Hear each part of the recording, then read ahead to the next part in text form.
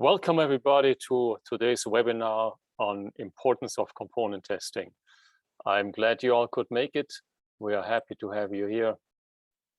Now, component testing is really interesting because up to just recently, if you were not an industry insider, you wouldn't really know much about electronic components. Electric components are all over the media right now, but we have a component shortage that everybody's aware of. It's been in the mainstream media just last night. So in this webinar, we are not going to solve the component shortage that's happening right now, but we hope to give you some understanding on what's going on. We're looking at components from the testing perspective. Hioki is a test and measurement company. We're gonna focus on some of the aspects of component testing that are becoming crucial. One of the questions that we always get is, why don't we just build more components? Even if we could, we still need to test them. We need to guarantee that the component meet the specification so that you all can build devices and machines that do what they're supposed to do. So component testing is an integral part, is a super important part on the overall component manufacturing industry. Before we dive into the technical details, let me do a quick warm-up poll. So the question that I'd like to ask you is, what industry are you coming from? Are you from the test and measurement industry? Are you from the component manufacturing industry? Are you building electronic systems? Are you a student? Or are you from another industry? Very interested to understanding who we are talking to.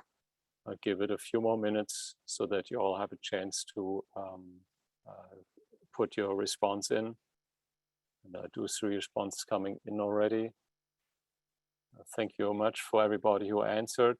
Let me give it just a few more minutes. Okay, thank you very much.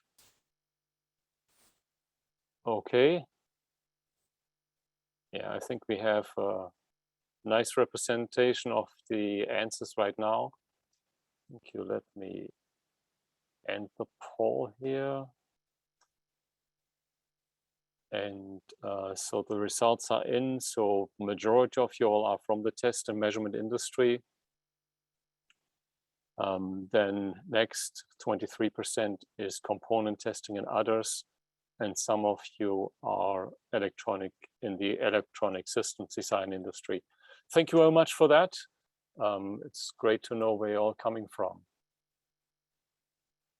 Let me get to the next slide here.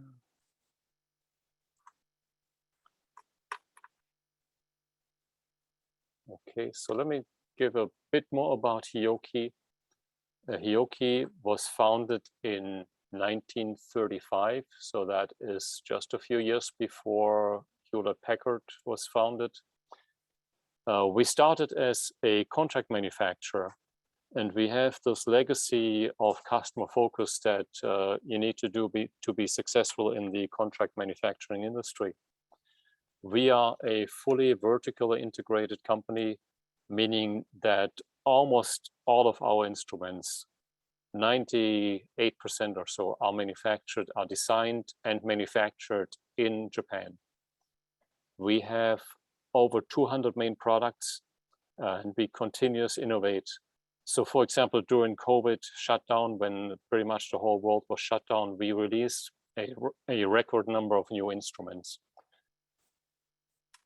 The thing that's very important for Hioki as a company is environment. We have been always at the forefront of energy efficiency testing and in general environmental testing. For example, our factory in Japan has been certified to be zero emission since April in 2021.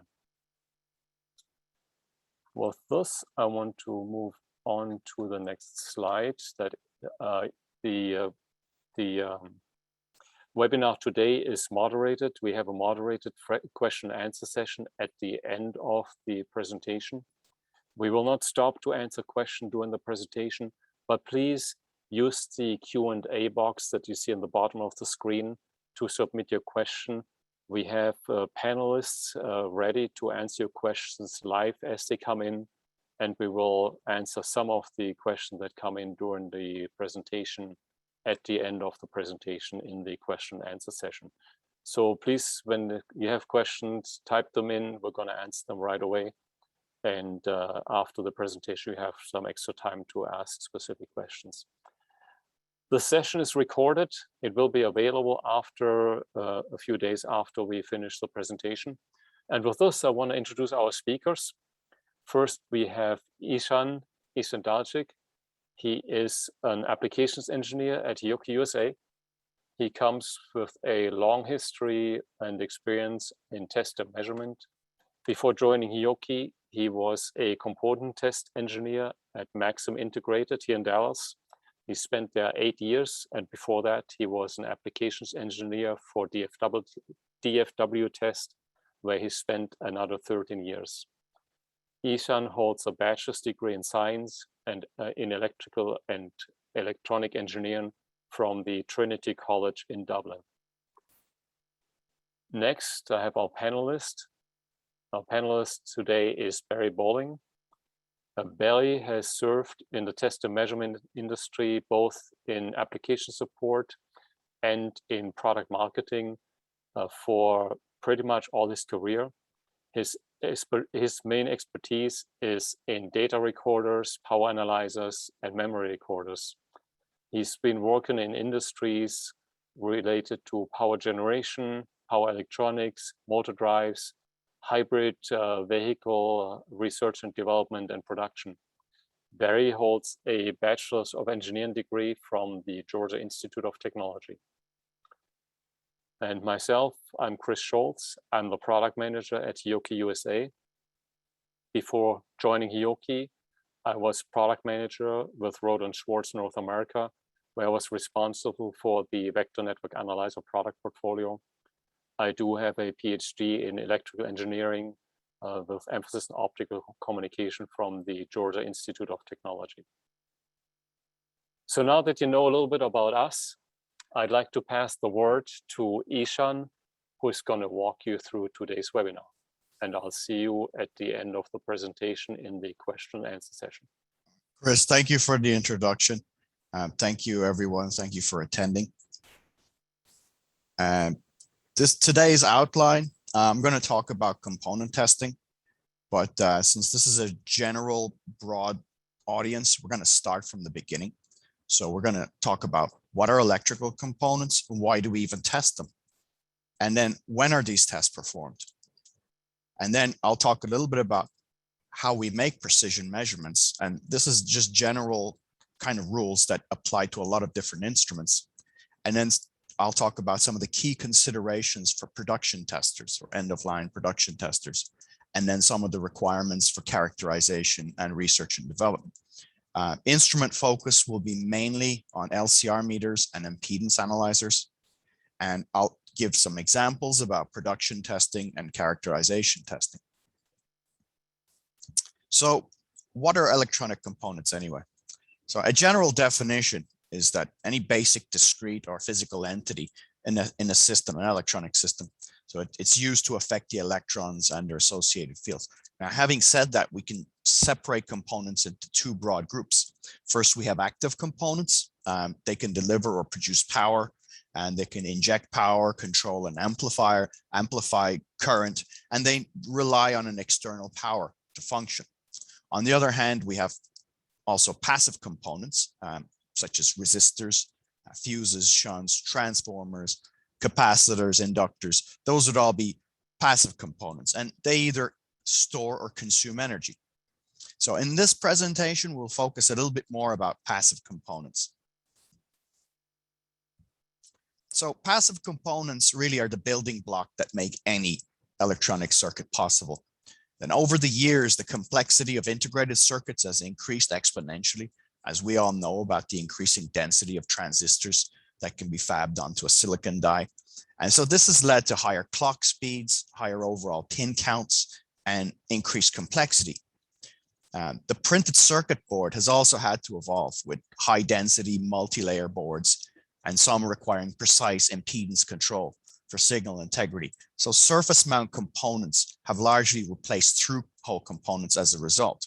But this is not just for integrated circuits, but this has also happened with passive components like resistors, capacitors, and inductors.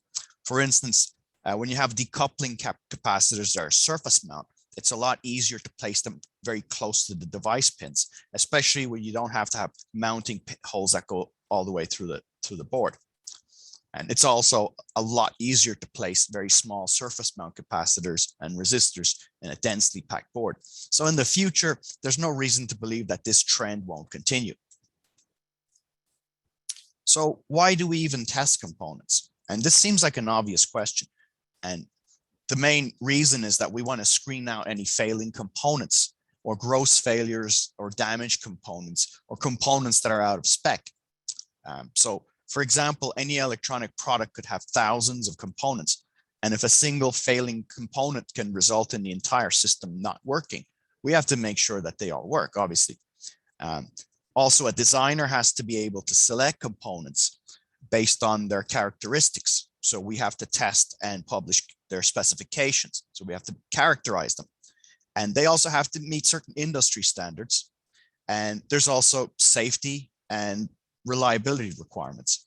But at the end of the day, we want to make sure that the end user has a reliable, functioning, and safe product. So when are electrical tests performed on electronic components? Oftentimes the component hasn't even been manufactured yet. So it could be in the material selection or evaluation stage, or at intermediate manufacturing stages.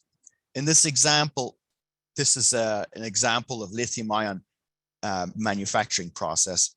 On the left here, for example, we have the RM2610. This is used to make sure that the electrode sheets have an even surface layer of slurry and make sure that the material that's used for electrodes is good. And on the right, there's some other intermediate manufacturing steps where different instruments could be used. For example, very high precision resistance meters can be used to make sure that the tabs are welded properly together. Other steps require checking for contamination or metal particles, and insulation testers can be used there. And also high precision voltage meters can also be used at different process steps. So electrical components can be made, or electrical measurements can be made while the component is still being manufactured. Components can also be tested in circuit. Here we have an example of a flying probe tester for testing components that are mounted on a circuit board. So we want to verify that the components have been mounted properly, because often during the pick and place or reflow, sometimes components may have moved. Sometimes incorrect components have been installed or not installed at all. So the flying probe tester can quickly highlight problems with the board assembly. So a flying probe tester can test many different types of component, for instance, including some active components like diodes, certain types of transistor, photocouplers, resistors, etc. But the aim here is not to test each component to their datasheet specifications. The fact is, anytime you install a component into a circuit, its measurable properties change. So we want to be able to make sure that everything has been mounted properly, and we're also trying to get as much test coverage as a percentage of the board as possible and as quickly as possible. And typically, we will program, we'll make the test program based on a known good board, so that any subsequent boards, if they measure differently, then we know that there's a problem. Another area where Hioki has significant presence is in field measurement instruments. Now, of course, we can test components in the field with a multimeter when we're trying to debug a problem. And most people are familiar with multimeters, and they've effectively remained unchanged for a very long time. And the example here is one of our newer models, the DT4261.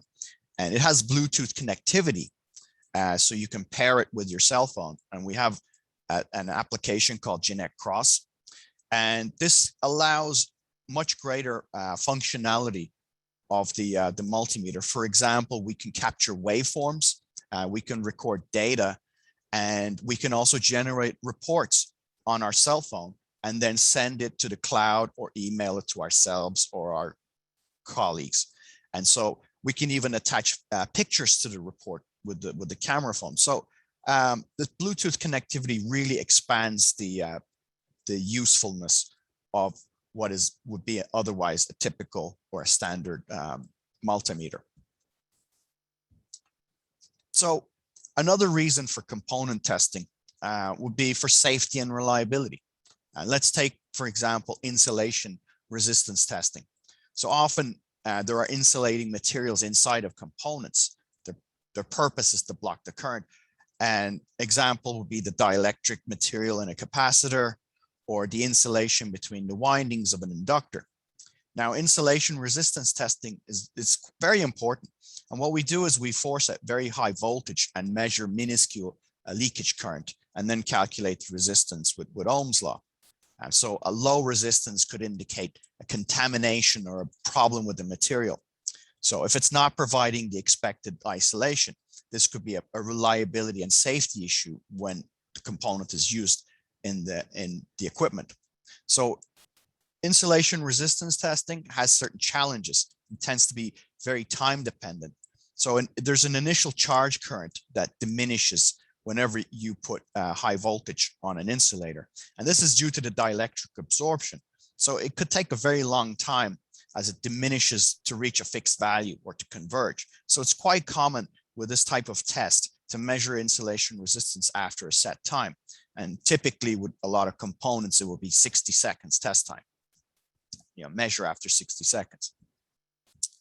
So there are two very important areas where electrical tests are performed are production testing or end of line testing, and R&D or characterization testing.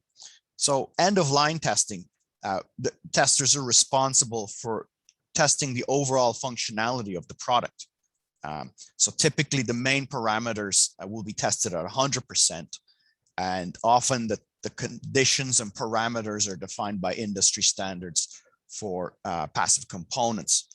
Now with characterization and research and development, we want to fully understand the product's limitations. So we have to perform tests under numerous conditions, and the data that's collected can be used to fine-tune the manufacturing process, for example, or it can be collected and published in data sheets, which are useful for component selection. So with passive components, there are a number of different instruments that are typically used for both end-of-line and characterization testing. For instance, we have your capacitance meters, DC resistance meters, LCR meters, impedance analyzers. And next, I'm going to talk a little bit about those instruments. First of all, the main difference between the instruments that are used for passive component testing has to do with the test signal that they generate. With a resistance meter, a DC signal is used, and specifically a known current is forced across a target device, and the voltage drop is measured with a precision voltmeter. Now, the voltmeter has very high input resistance, so any kind of current that's diverted is minuscule, it's negligible. So for all intents and purposes, the current that's sourced by the meter, all of it goes through the target device. Now with mega ohm meters and insulation resistors, for testing very high resistance, it's more appropriate to force a high voltage and measure the current with a precision ammeter instead. And the reason we don't force current and measure voltage is, although the voltmeter would have a very high input resistance, so too with a target device. So the effect of a minuscule current being diverted across the voltmeter can no longer be ignored. It could be a significant percentage of the total current that's being sourced. So that's why we do things differently with mega ohm meters and insulation resistors, insulation testers. Now with LCR meters and impedance analyzers, we would apply an AC waveform and then measure the resulting AC current and the phase angle between the current and voltage. And from that, we can derive numerous other parameters, important ones being impedance, phase angle, admittance, reactance, etc. So here we have another live poll.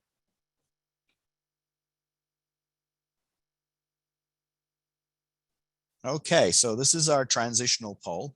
So I'll read out the questions. How often does the component shortage affect your business? First answer will be we've had to slow down production. Second, it's business as usual, or we can't keep up with the demand. So I'll give this a few minutes for everybody to respond, and we'll see what kind of responses we get. So, okay, so we're getting quite a bit of participation. A lot of people seem to be saying that they've had to slow down production. It's very interesting. So it seems that some people can't had to slow down production while others can't keep up with the demand. This is very interesting outcome. And only about 1 in 5 is saying that it's business as usual. So obviously there's been some changes with that to business as usual with the component shortages. Anyway, thank you for your participation, and I will end the result and share the results. So basically, most of you have said that they've had to slow down production. Next, they can't keep up with the demand. And very few, about a fifth, have said it's business as usual. Thank you for participating. And I will continue with my presentation. So next, I'm going to talk about making high precision measurements. So there are 2 main elements in making highly accurate measurements, and each element requires that different factors be considered. First is the deviation, which is accuracy relative to the true value. And second element is variability, which is stability of the measured values. And we need to understand the characteristics of the component, which will ultimately determine the test conditions. Some of these test conditions could be the frequency, is there voltage current dependence, and what level of precision do we need? And what is our pass-fail parameters? And on the tester side, we need to make sure we know that the features and limitations of the tester. Does it have the required measurement range and accuracy? What kind of signal frequency, what kind of test signal levels can it generate? Is there an error compensation procedure we have to do? What's the measurement range? So we have to understand the test requirements of the device, and we also have to understand all the settings and features of the instrument. And just to give an example, realistically, all components exhibit frequency dependence. So the impedance of real components will have some frequency dependence. So we need to select test frequency that's appropriate for that component. The impedance of some components can change drastically with frequency. In addition to that, though, the measurement precision of the impedance meter that's measuring it, or the device that's measuring it, also varies with frequency and impedance value. So we need to consider all of these factors, and definitely frequency is one very important factor in component testing. So here's some examples. What test frequencies do we use? So in general, the test conditions will try to exercise the part under the conditions that the device will encounter in a real world application. And so this would be largely dependent on the target application. So for instance, there's some example of some large electrolytic capacitors or power supply chokes, and they're designed for working in AC power supplies. And they're typically tested at 100 Hertz or 120 Hertz. And that just happens to be twice the line frequency, depending on what part of the world you live. For instance, the example here, let me get the laser pointer. With the example here, if we have a 60 Hertz line frequency, when we pass it through a full wave rectifier, we get 120 Hertz ripple frequency. And that just so happens to be the test frequency of the capacitor. And test frequencies are also often defined by various industry standards. So you'll notice, for instance, in the tables here, that multi-layer ceramic capacitors, there's different test frequencies defined for different ranges of value. And in addition to that, the measuring frequencies also vary by the type of capacitor. So the measuring frequencies tend to be directed away from the self-resonant frequency of the component. And this also is true for inductive components. So the signal level is also a very important consideration. And in general, with measuring equipment, the higher the signal level will result in a less measurement variability. And this is certainly true of LCR meters and impedance analyzers. But we have to be mindful also that too high of a signal can be damaging to the component. The measured parameters can also vary with the applied signal level. Another example with the class 2 ceramic capacitors, the measured value can change a lot depending on the signal level. So shows the AC signal level and the change from the nominal value. So you can see there's a big variation with the applied signal level. So in this table here on the bottom, we have some IEC standards for class 2 ceramic capacitors. So the voltage levels in this particular example are specified at 1 volts and at 0.5 volts RMS, depending on the rated voltage of the capacitor. The rated capacitance of the capacitor, and also the rated voltage. So the capacitance value also determines the test voltage level. So with capacitors above 10 microfarads, for instance, we specify a 0.5 volts RMS. There's another reason for this. It's that high value capacitors also have very low impedance. So a larger current is needed to maintain the program voltage level. So by lowering the applied voltage, the supply of the measuring equipment is able to supply sufficient current to properly test the device. Measurement speed is also a very important factor in all test measurements. So a longer measurement time is going to give you less measurement variability, as the values tend to stabilize with time. But obviously, test time is going to increase, which is always a concern with manufacturing tests. So a small decrease in test time can result in large monetary savings, but we need to make sure that it's not at the expense of lower yield. The normal distribution curve shown here on the right, and this could be of any normally distributed parameter. You can see here that there's a certain level of uncertainty due to the instrument.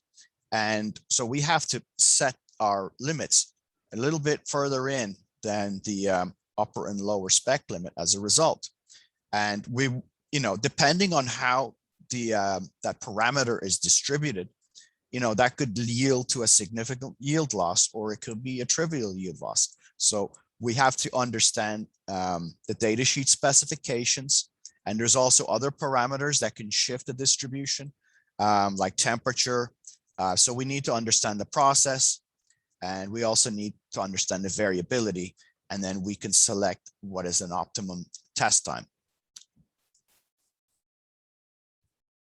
Now the measurement range, finally, the measurement range, the selected range is a key consideration for all measurement instruments. So the measurement range has to be selected based on the device's impedance. Most instruments have an auto range function, which would normally select the correct measurement range. And this is ideal for components whose values are unknown. Most instruments also have an option for manual range selection, which can improve test time somewhat. So for the most accurate measurements, we want to choose the smallest range that can measure our device. And of course, we need to make sure that the value that we're trying to measure is within the range of our meter. Now that I've talked about some of the key parameters that affect passive component measurements, I want to talk a little bit about some of the key considerations for production testers. So there's obviously going to be more considerations than just the measurement parameters when you're selecting an instrument. First of all, I want to point out that all of Hioki's LCR meters and impedance analyzers can also be used in production testing. For instance, we don't make an instrument that can only be used in the lab. So everything that we make can be used in a lab. It can also be used in a production environment. So one key consideration is connectivity. This is connectivity to other equipment, such as component handlers, and be able to control the instrument remotely, or for obtaining pass-fail data, we need to have an interface, various interface options that work with the LCR meters. And some examples here of our LCR meter, it can work with a LAN or RS-232 or GPIB, depending on which interface is chosen. Another important consideration for a production tester is the comparator modes and the bin functionality. Now, the comparator modes determine when we make a pass-fail judgment. For example, the pass-fail limits can defined as values or a percentage deviation of some reference value. And binning function is necessary to be able to sort passing and failing components with a component handler. So you'd need at least 2 bins, one for passing and one for failing components. And a lot of our instruments have multiple bins, and this allows you to grade the components. Or let's say we have multiple sub-tests. We could sort the components according to what parameter they failed and then do an analysis on those. So in the example here, shows 5 bins, and bin 1 is the most stringent limits. And as you go down, they become less stringent. So this is a way of sorting components by performance or tolerance. So another key consideration for production testers is being able to save and load test conditions, or we call them test panels. Example here shows various test panels and panel name and the different parameters that those panels are programmed to test. And of course, we can take those panels and mix them around in different sequences, so we can test mixed test conditions in a sequence. An example here, evaluation of a coil. Let's say we need to measure the inductance, quality factor, and series and DC resistance. Now, when we use an AC test signal, we can certainly measure inductance and quality factor, and we can also measure RS and RP, which is the series and parallel equivalent resistance. Those are measured with an AC test signal. However, they include certain parasitics. For instance, RS would include losses due to skin effect, and RP with losses due to hysteresis, etc. So RS and RP are not exactly the same as RDC. So we would really need a true DC test signal. And the example here is that we have an LCR meter that's first panel is programmed with an AC test signal for measuring inductance and quality factor.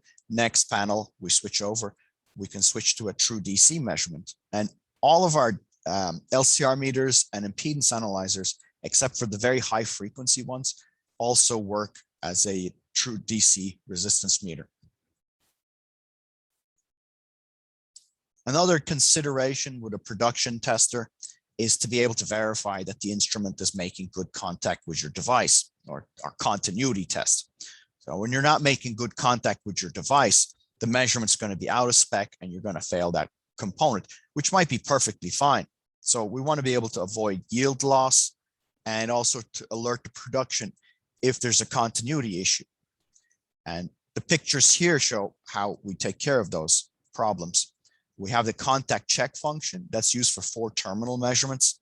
And what that's doing is it's testing for continuity between the high force, high sense and low force, low sense.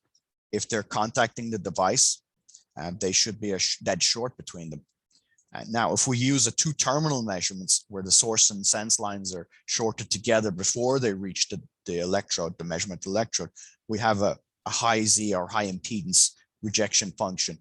And this is used, we program thresholds based on the readings from a good component. Another key consideration is obviously test speed or high throughput. So this is a critical cost factor in component testing. And as I mentioned, there's always a trade-off between measurement speed and measurement variability. But with all things being equal, and they never are, the instrument capable of faster test speed is going to be preferable. And now we're going to have another live poll. So in this poll, I'll read out the questions. What types of component do you do? What types of component tests do you do? DC measurement, AC measurement, material testing, and final testing. And let's see where we get. So I'll give this a few minutes. Seems a lot of people doing DC measurement and final test. It's interesting.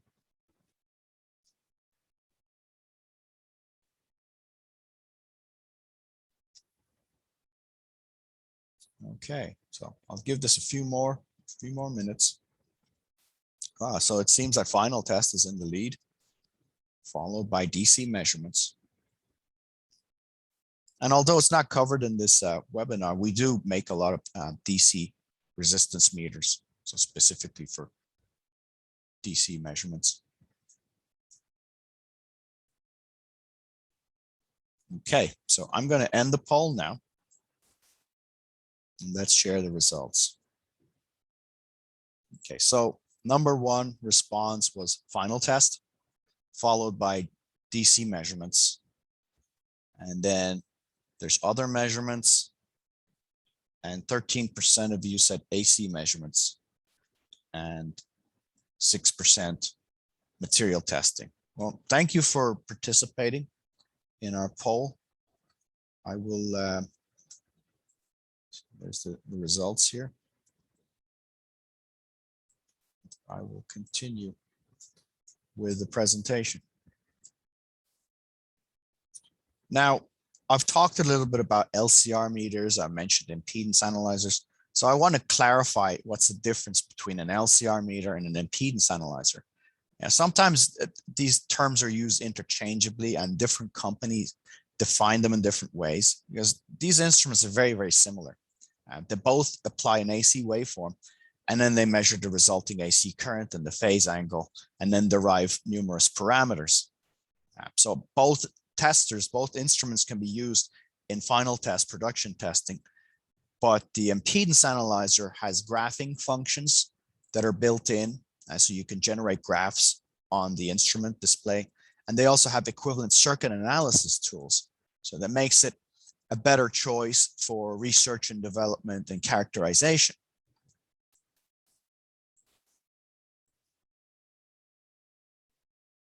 So some of this additional functionality makes them particularly suited for characterization and R&D, as I mentioned. And where this additional functionality can be useful, obviously characterization for data sheets, getting data, component selection for critical applications. And also it can be very useful for incoming inspection for people that are purchasing components for PCB manufacturing. And in the next few slides, I'll talk about those topics. Now, here's an overview of our impedance analyzers and LCR meters. And you'll notice the impedance analyzers are shown in blue and the LCR meters are shown in green. However, from a strictly electrical standpoint, the main differentiator of these instruments listed here is the measurement frequency and the measurement technique. For instance, the IM 7500 series, this is the guys at the top, they all happen to be impedance analyzers, and they use the RFIV method of measurement, and they can measure up to 3 gigahertz. However, their ability to test the lower frequencies is very limited. They start off with about 100 kilohertz. On the other hand, we have the IM 3500 series. They can measure all the way down to 1 millihertz. And additionally, all of these can also test DC, but they can go down to 1 millihertz all the way up to around 8 megahertz. So I want to take a little break here and talk about passive component shortages. I know Chris kind of started the conversation early on, so I want to add some to it. So I mean, everyone is aware that the IC shortages caused by COVID-19. So you had the effects were to interrupt the supply chain for most products due to decreased production. And now we're faced with increased transportation and logistics costs and an ever increasing lead times and disruptions to manufacturing. But this problem goes back way before the pandemic. Since at least 2017, companies that manage components have been facing shortages and price hikes and increasing lead times. So even back then, some suppliers were quoting lead times of 20 to 30 weeks for passive components. And some of the reasons for this situation are we have demand from these emerging, new emerging sectors. Telecommunications and automotive are good examples. We have way more electronics in cars nowadays, more devices with internet connectivity. There's internet connectivity in cars. There's all kinds of demands for new electronic components from these industries. And there's also, from time to time, shortage of critical materials that are used in component manufacturing. Then we had the US-China trade war, of course. And all of these have created an increasing pressure to buy components from unapproved sources or to find new sources of components. And of course, when you do that, there's decreased traceability, and certain counterfeit products or misrepresented components can enter your supply chain. So being able to test components beyond just verifying their nominal values has become critical. And the next few slides, I will talk about those scenarios. So in this example, let's say we have a new supplier for some capacitors, and we want to buy class 1 dielectrics or the C0G capacitors. They tend to be very linear, and they're unaffected by a lot of parameters like voltage and frequency. So they're very useful for circuits that require very linear, predictable behavior, resonance circuits where accuracy and stability are important. On the other hand, there are class 2 dielectrics, and they have a much higher dielectric constant, so you can get very high values in small package sizes, but they tend to be less stable and accurate. And they're affected by voltage, frequency, and aging. And if you can see here with these two examples, there's also quite a bit of price difference between these two examples. And they both happen to be 0.1 microfarad, same package size. So if you were to receive one or the other, how do you tell them apart? So I'll talk about how using an impedance analyzer could be very useful for this. For instance, if we did a frequency sweep, we can see how the responses of the two capacitors differ. So in this case, the resonant frequency is the same. It's around this area here. However, the class 1 dielectric shows a much lower equivalence series resistance. So that's one way we can tell them apart. We could also do a frequency sweep and plot capacitance versus frequency. And again, we can see that the capacitor on the left shows very little change over frequency. And obviously the one on the right does. So that's another way. Now, Hioki impedance analyzers, in addition to be able to set pass-fail limits for components at single test conditions, we can set pass-fail criteria based on the response of the component over a range of test frequencies. For example, by sweeping the frequency and characteristics of a known good part and using that as a reference, we can set an area judgment, or we can set spot judgment based on certain frequencies that we're interested in. And so once we save those parameters for different component types, we can use the test program to screen out any misrepresented components from entering our supply chain. Now, I'd like to talk about another important feature of impedance analyzers, mostly for characterization, and this is the equivalent circuit analysis. But before we get there, let's talk about what is an equivalent circuit. Well, fundamentally, we have two types of components. We have real components. They can be measured and they exist physically. And then we have ideal components, and those are just mathematical descriptions of component behavior, and they have precise and very specific definitions. And the examples here show the frequency response of a real capacitor versus an ideal capacitor. Now, on the right here is an equivalent circuit model describing the frequency characteristics of the real capacitor. Um, so an equivalent circuit model has two features. It identifies how the circuit, and it's broken up at different circuit elements that represent the parasitics of the capacitor. You have equivalent series resistance and equivalent series inductance and capacitance. So we have a combination of ideal circuit elements that represent the behavior of the real component. So they approximate the behavior of the real component, and they can be used in circuit simulations. So with an equivalent circuit model, we can, for instance, create a SPICE model of the device and simulate the circuit and see how it's going to behave. And so we can avoid unnecessary prototyping, etc. So here in this flow chart, we can see how equivalent circuit analysis with an impedance analyzer can be integrated into the process flow for hardware development. For instance, if we're trying to evaluate how a passive component will perform in a PCB design, especially with high frequency applications, rather than building a prototype board each time, we could measure the component first over the frequencies of interest with the impedance analyzer, and then we generate an equivalent circuit model for it. And then this model can be used in a simulation and then further fine-tune. And we can select the correct component for the application, and we save a lot of time in prototyping. Here's an example where I've measured the impedance and phase angle of a 10 microfarad ceramic capacitor.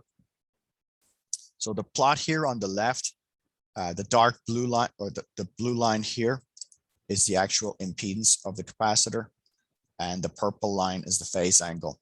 And we can see here, this is the self-resonant frequency. So first of all, we select a circuit model. There are a number of different circuit models that are available. In this case, we selected the circuit model shown on the left here. After we run the analysis, or after we run the plot, we can run an equivalent circuit analysis.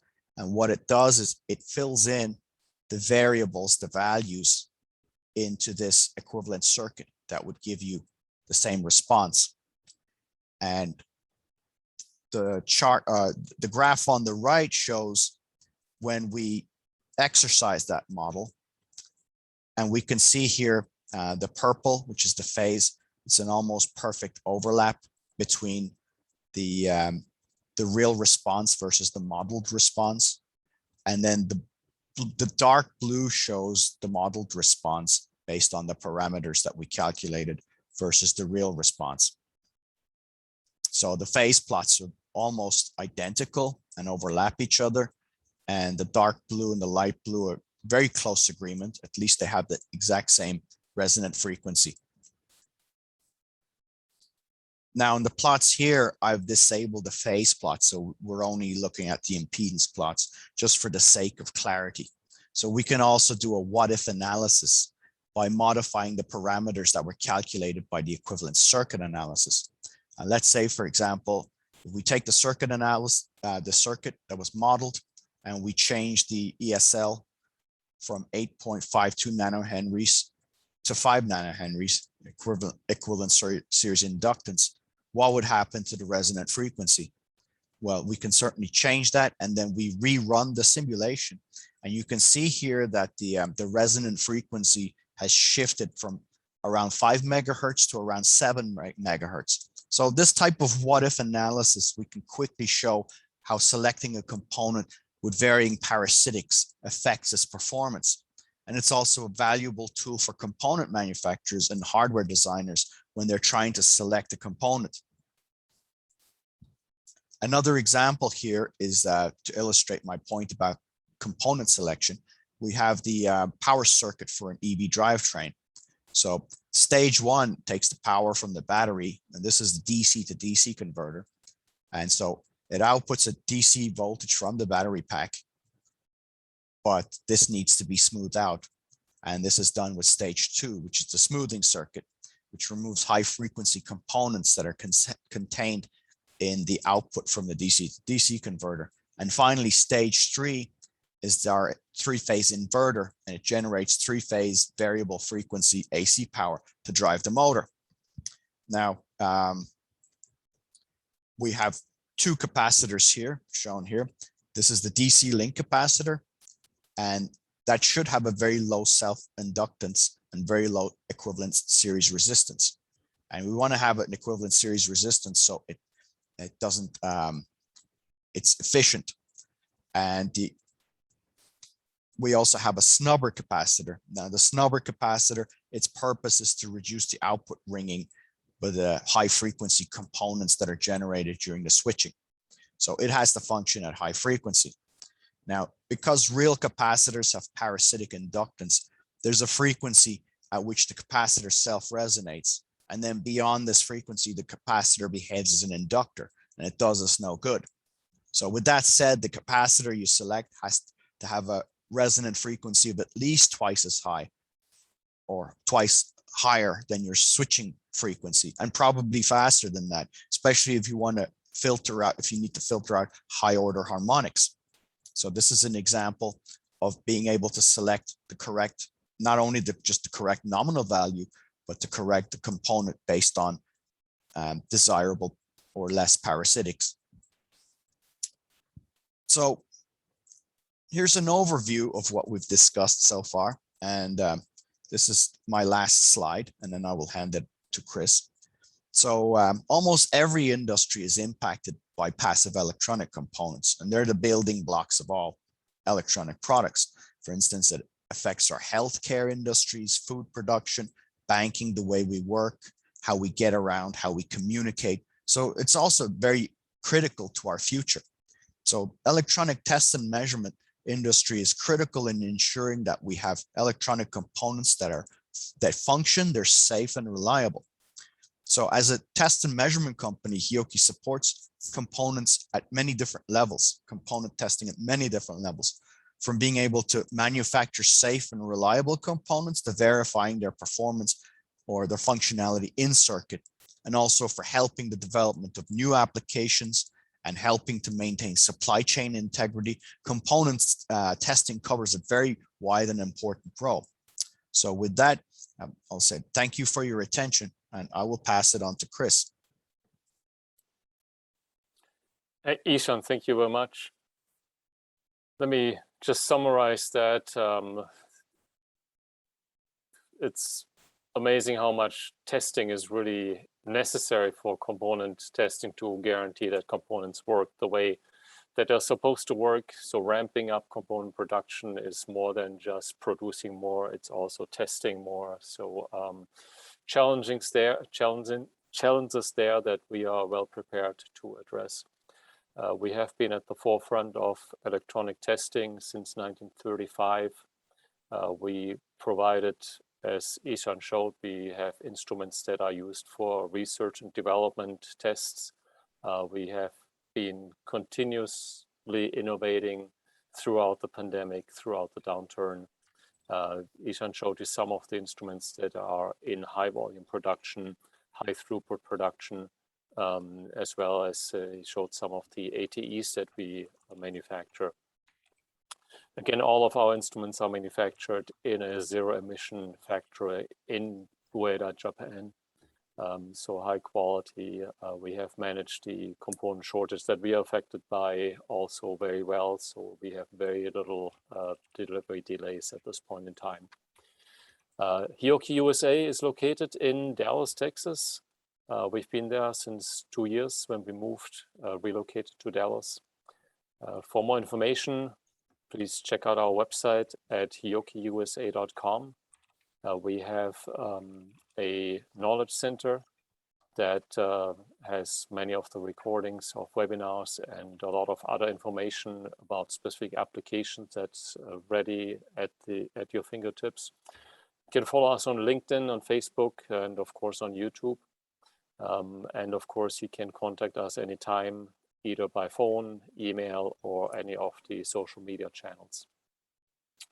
So with this, let's move on to the next stage of the presentation of this webinar, which is the question and answer session. Again, we have Ishan available for question. Barry's been manning the chat room in the background. So thank you very much for our panelists and the presenters. Let me see what questions we have. First question I see here is, will the webinar recording be available? Yes, we make the recording available a few days after that webinar here. It's going to be on our website, or contact us, send us an email. We'll be happy to send you a link to the webinar or to many other resources that we have available for you. So get in touch with us. We're going to send you the links, and we are happy to answer any questions that we're not answering here. Let's see, next question. Yeah, that's an interesting one. You mentioned in one of the slides that you have a multimeter that can capture signal waveforms. And yeah, that's very interesting. Barry, I think you can speak to that. Yeah, so Hioki actually has started adding Bluetooth to a number of different things. And then we came up with some software that works in a laptop that receives the Bluetooth data. So we do have a number of units, clamp meters, and we have a Hioki digital multimeter, or DMM. That's the DT4261, and you can purchase it with the optional Bluetooth. And you can pair that with your cell phone or tablet. And it is a no-cost application that you can download in your phone's app store, suitable for Android or Apple, either one. That application is called Genect Cross, and you can see more information about it at our website. And also feel free to reach out to us, and we'll be happy to share information with you on it. Thanks, Barry. So waveforms on digital multimeters, pretty revolutionary in my book. Next question. You mentioned one of the slides that you, sorry, no, just said that here. Here we go. In one of the slides, I saw equivalent circuit modeling software. It looks like that is on board of the test instruments, running on the instrument. In the case that Ishan showed. Do you offer standalone application for that equivalent circuit model? Ishan, I think you can answer that question. Yes, so we have the IM3570, for instance. There's a optional firmware that gives it the equivalent series analysis tools, and some of our higher frequency impedance analyzers have it built in. As in terms of a standalone, there is a website. We have a website where once you capture your data in a CSV format, you can upload it and it will fill in the values of the equivalent circuit. Right now, the equivalent circuits that are available are primarily for batteries. So if you're in the battery industry, you can certainly upload the data there and download the resulting equivalent circuit. Thank you very much, Ishan. Appreciate that.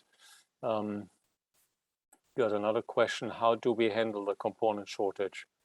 I think that's a very difficult question to answer in global. So in general, as a company that manufactures in Japan, 98% of all our instruments are manufactured in Japan. We do have a very good prediction on the usage of instruments. So we've been doing this since 1935. So we've been stocking up on components that are critical. We have very little shortages right now. You know, we're not completely immune, but we do have a different approach to manufacturing and to warehousing and to supplies and hedging supplies. So I'm happy to say that we have not an awful lot of shortages right now. And I think that's certainly Hioki approaches the market in a different way than many other companies in the test and measurement industry are doing that. So it's pretty refreshing to see that happening. But yeah, there are some shortages. So please contact us for specific instruments. Some delivery times are a little bit longer than they used to be. Not much, but just a few days longer. Much more behind that, but I think that's that's all I can say in this forum about how we manage supplies and supply chain management. Here's another question. What kind of components can be tested with your flying probe testers? Ishan, I think you can answer that, right? Hi, Chris. Yeah, the flying probe tester, as I mentioned before, it's mainly to just verify that the components have been installed correctly and they're present and they're on the board. It's having said that, it can do all the passive components like resistors, capacitors, inductors, transistors. It can do photomos switches, just off the top of my head. Now, integrated circuits, obviously, it doesn't know the functionality of the integrated circuit. However, if an IC has been installed incorrectly, for instance, because it's programmed using a known good board, it can detect, okay, this pin is supposed to be a ground and it's not. So it can also screen out failures of that nature. So in general, it's going to be your passive components in addition to transistors, diodes, photomos switches, relays, and those type of components.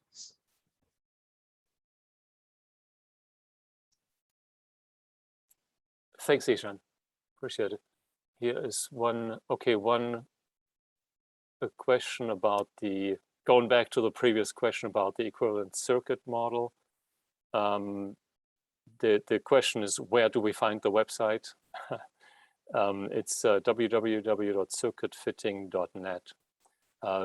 Shoot us a call, shoot us an email, call us if you want to know more specifics, but you can find us online on the website. There's a circuitfitting.net website that we own that gives you a publicly accessible way of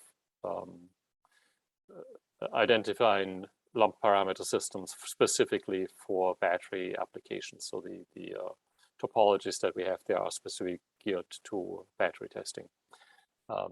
If you need anything else, let us know. We're always looking for good ideas that we can implement. And again, I mentioned our history in contract manufacturing. That's just how we roll. So we love to hear your ideas and suggestions.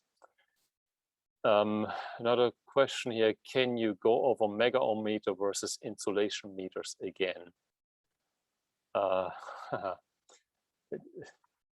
I think that's a somewhat longer answer that we probably need to do and look in specifics what you're trying to achieve. But Ishan, do you have a quick version of mega ohm meters versus insulation testers?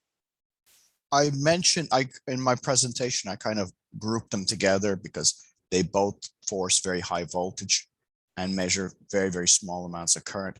But our super mega ohm meters they can measure resistance that are much, much higher, to many orders of magnitude higher than the insulation resistance testers. But they're very similar. Some of the connections are different. Perhaps if you have a specific example of what you're trying to test, then we could certainly try and suggest the correct instrument. All right, thanks, Ishan.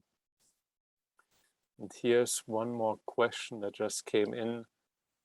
And that is a very detailed question about Extron's power supply. I think he's trying to optimize the measurement time that's somewhat limited by the power supply he's using.